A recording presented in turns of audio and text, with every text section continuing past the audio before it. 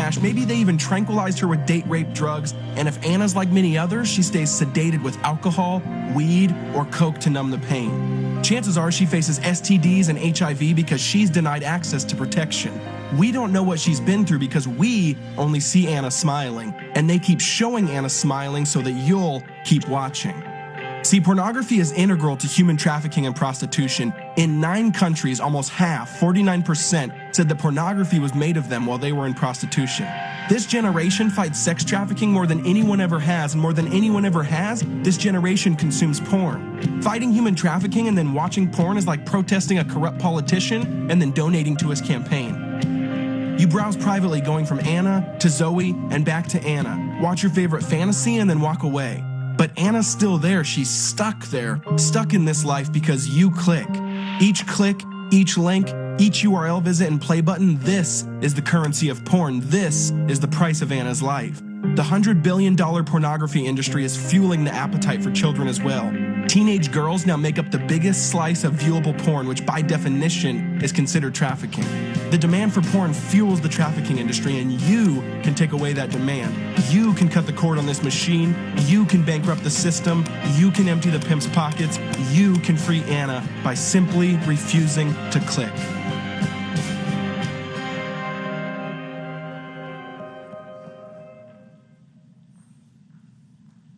That is quite sobering and troubling.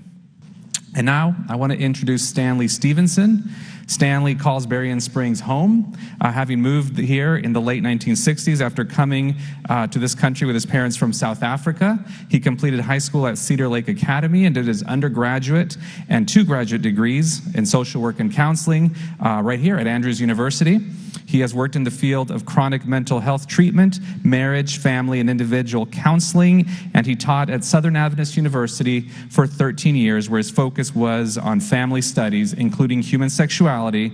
He currently works for the Mississippi Department of Health in Biloxi. Please help me welcome Stanley Stevenson.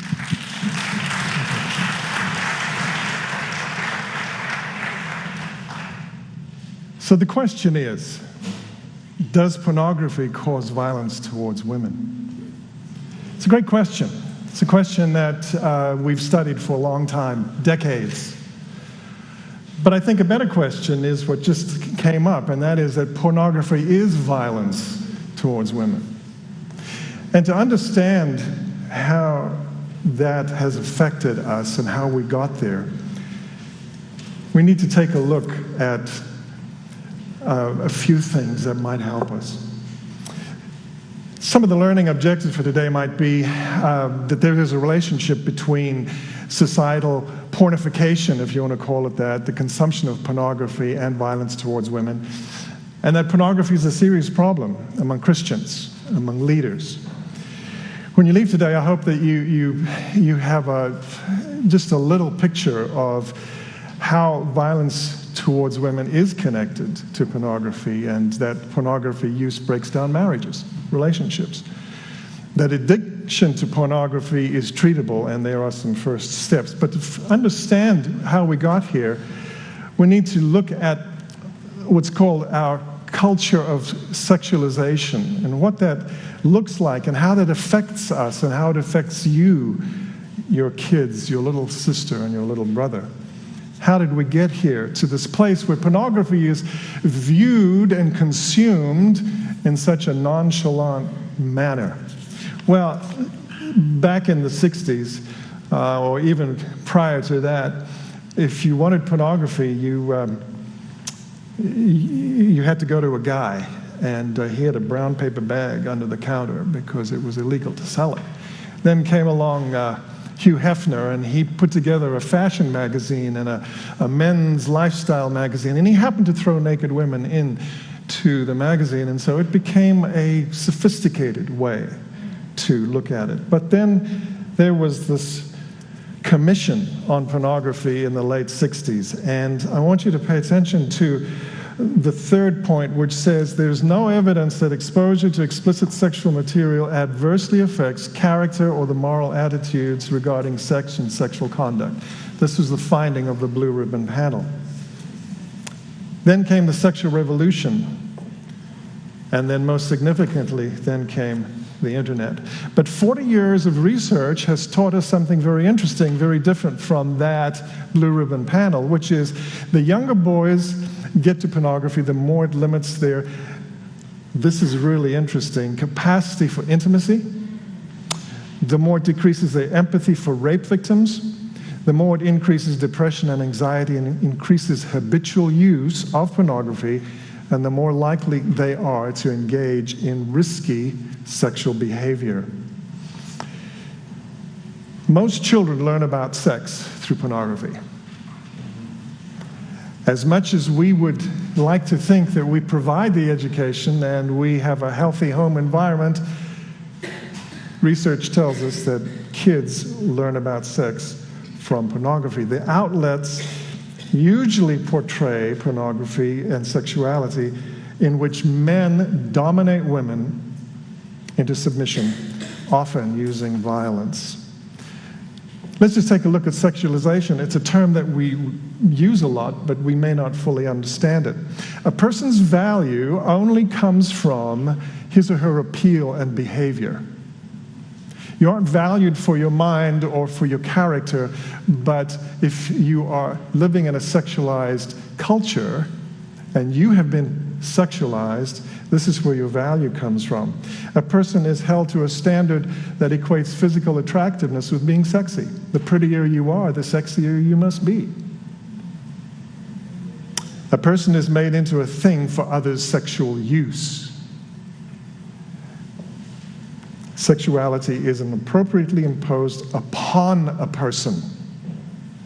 So a person is just being a person going through their life, but if we live in a sexualized culture, that person is viewed as something different. Here are a couple of things that happen when we live in a culture of sexualization. It limits the form and effectiveness of girls' physical movements. How many boys were told, don't sit like that? Don't do that. You're a girl. It leads to increased feelings of shame and anxiety about body appearance. It leads to greater body dissatisfaction among girls, and it's associated with negative mental health. Self-objectification has been correlated with decreased sexual health among adolescent girls, and it's measured by decrease and diminished use of condoms and sexual assertiveness. This very narrow, idealized view of women leads men to sometimes have difficulty finding partners who meet their ideal, the ideal imposed by our culture. The media, print, video, internet, film, music, is responsible largely for perpetuating this idea that people are only as good as their sexuality. Only attractive people need apply. So fantasy becomes reality. We live in this society in which sexualization is everywhere. The checkout area at Walmart is a place that really demonstrates how sexualized our society has become. Some have called it the pornification of society. All forms of media saturate us with this constant barrage, this never-ending stream of sexualized individuals, and we come to just shrug it off. No woman is free from the effects of these hyper-sexualized images. And there's devastating effects on boys and girls, men and women, as it skews relationships. Advertisers have long seen the value of sex to sell. Every 12-year-old girl knows how to stand in a certain way that is sexualized, and maybe 9-year-old girl. How did they learn that? How did they learn to stand like this? It's not natural. In fact, if you saw a man stand like that, well, you know.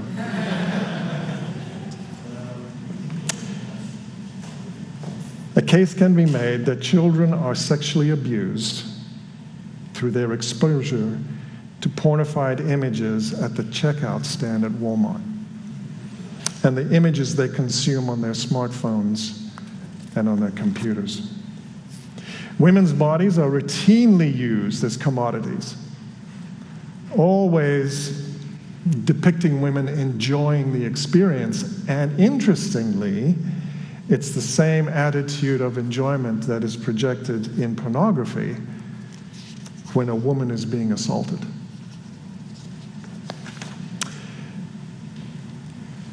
Our culture cultivates stereotypes of women as sex object and men as success objects. Now, we all know Beyonce, and we know that she's a family woman. She has kids. I doubt that she was saying to her friends, look, I'm just going to do this job, and then we can run down to Walmart and we can pick up a few things. Who is the audience for this picture? Is it women? The product says it is. But what is the message? I'm sure she's a wonderful person, but she has, in this particular instance, bought into the idea that sexuality, projecting sexuality, and a sexuality that is highly suggestive of intimate sexuality, is okay. An interesting comment from a porn industry executive was very telling in that he said, girls are already porn ready when they come to us. The more disturbing trend is that the use of women as victims of violence in advertising. Advertising blatantly cultivates a view of women as objects, and it subjugates men's basest instincts to be used by men for their pleasure. Advertisers use images of women as props to demonstrate men's dominance and superiority, which often leads to violence. The rape myth, if you haven't heard about it, good. The rape myth says all women want it. They want to be raped.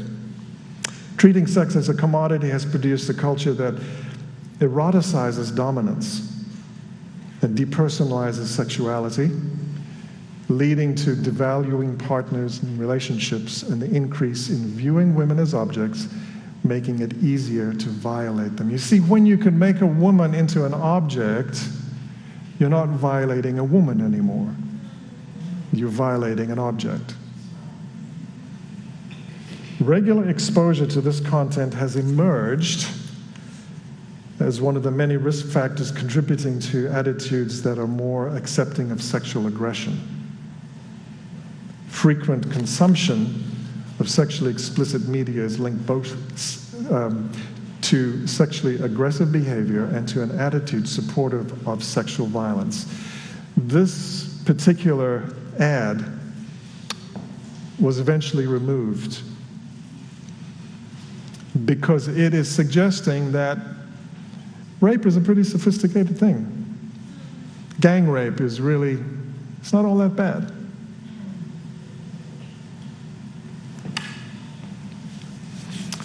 So let's take a quick look at violence in pornography. Pornography itself is sexual violence, and it's driven by a sense of male entitlement. And I know men don't like to think that way. They don't like to think that they're entitled. They don't like to think that they even think about women in ways that might be abusive. But when entitled men engage with pornography, and its constant narrative, and this is the narrative that comes from pornography, man dominating, penetrating agent, and woman as submissive, receptive object, that socialization is reinforced, which creates conditions for even more abuse.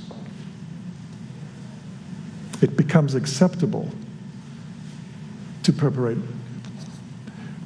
violence against women. There are some important effects of pornography consumption. The first one is it shapes a male-dominant view of sexuality.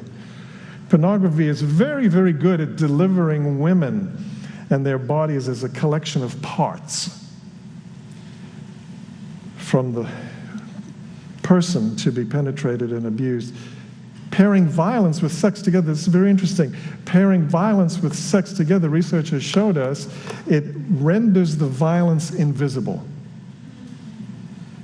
Studies have shown that when men look at pictures of women being violated in some way, they don't see the pain of the woman because the part of their brain that sees the sexuality is so much more powerful.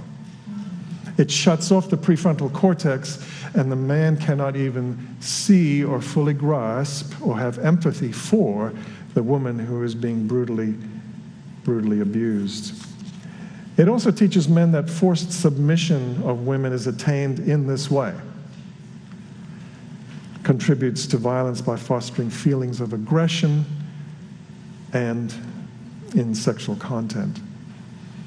Research also shows that 11 to 14-year-old boys want to mimic the sex acts they see. Second one, it grooms victims. Pornography normalizes, generalizes, and actually glamorizes violent sexuality, and it teaches girls that submission equals sexual satisfaction for men and herself. We're told that 14 to 19-year-old girls who watch pornography have a greater likelihood of being sexually abused.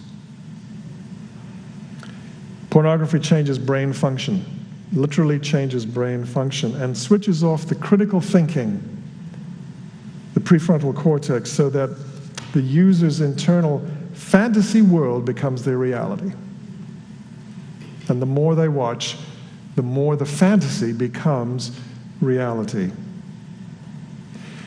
Pornography's depiction of violence and deviance provides graphic examples for those who have tendencies towards abuse can take and internalize.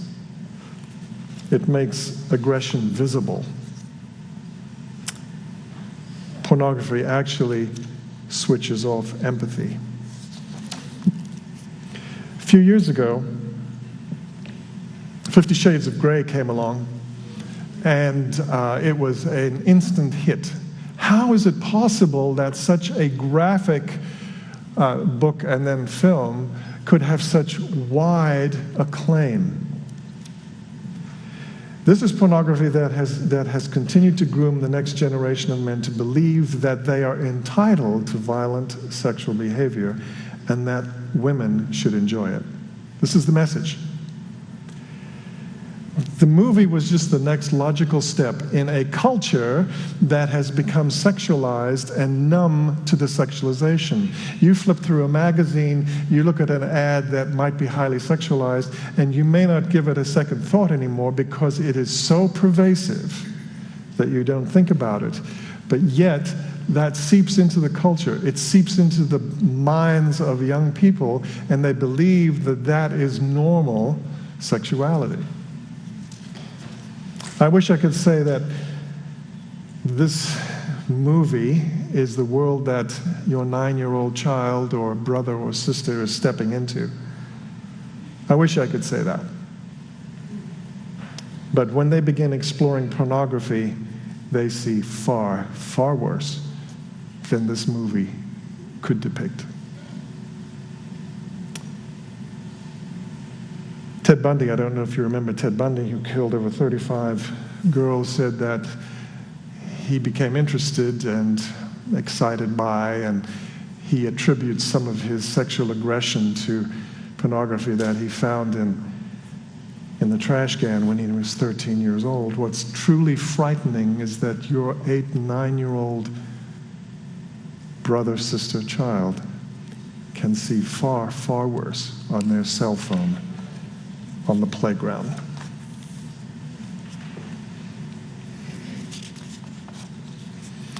Pornography breaks marriage relationships. How does it do that? Well, the obvious thing you might say is that it interferes with the sexual relationship, but it's far more than that. Researchers at Brigham Young completed a study of 813 university students and found that 87% of men and 31% of women use porn.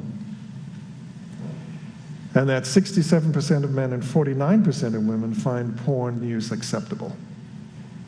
It's part of the diet, the media diet. And sadly, young people don't think that it's affecting them. They don't think that it's changing their view of each other. It's changing their expectations of what a real relationship ought to be. The primary use of pornography is for sexual excitement and masturbation, period. There's nothing artsy about it. There's nothing glamorous about it. It has a specific purpose, and that is to excite sexually. That leads to climax.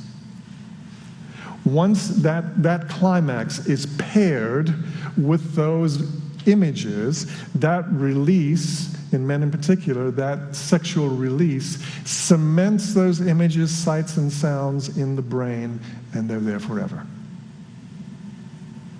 That masturbatory cycle is one of the most lethal, most addictive forms of addiction that you can have. So, in terms of marriages, there are many things that pornography does to marriages, but here are just a few. When one person becomes accustomed to masturbating to porn, they are actually turning away from intimate interaction. The purpose of sexual intercourse for couples is a source of connection and communication. But when one partner is engaged outside of that connection and that communication,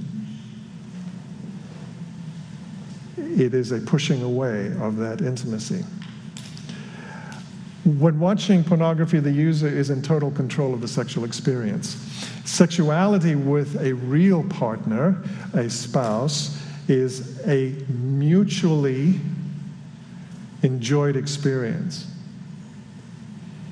In contrast to normal sex in which people are sharing control with a partner, pornography is a way to be in total control. The porn user may expect their partner always to be immediately ready for intercourse. Pornography projects an image of women both always wanting, we talked about the rape myth, always wanting sex, but also always controlling it, so that men don't have access only when it's forced on them.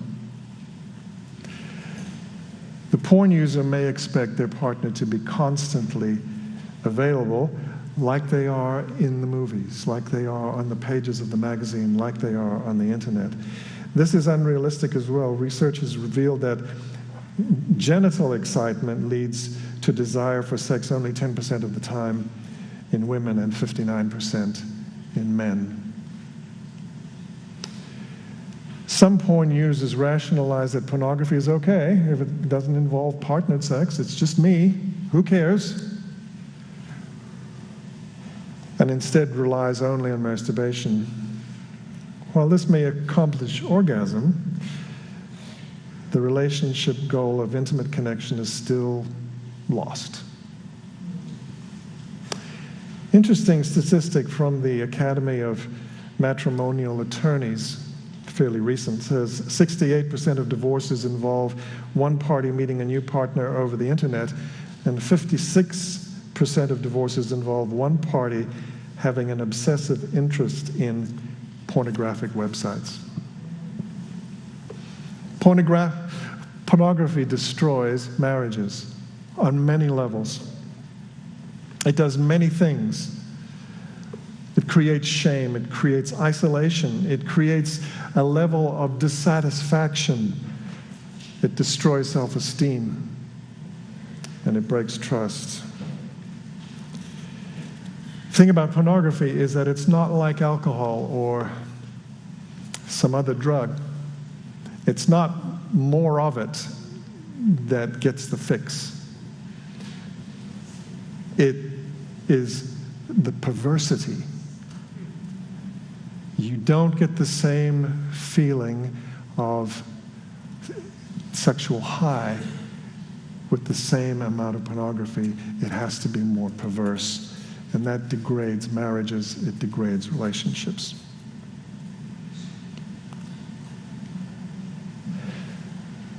Some people say pornography is not addicting. In fact, there was a movement, it's still out there in some circles, that pornography is a valuable tool that couples should use if they're having sexual problems. They should watch pornography together, and it will help them in their relationship, their sexual relationship. The problem with pornography use, particularly for men, is that it is highly addictive. Our biggest sexual organ is the one between our ears.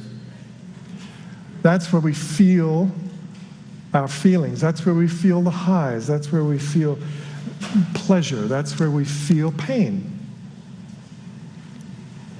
The brain is where we truly experience intimacy, pleasure, and love. But it's also where we create negative feelings and bad habits. And it can also store destructive and compulsive addictions. The most difficult addiction to eradicate is a pornography addiction. And there are some very important reasons why. Easy access, affordability, anonymity. There's no cans of beer to hide. There's no white powder to flush down the toilet. There's no pills to hide in the back of the closet. Because the images of this drug are stored in the brain, the sights and the sounds.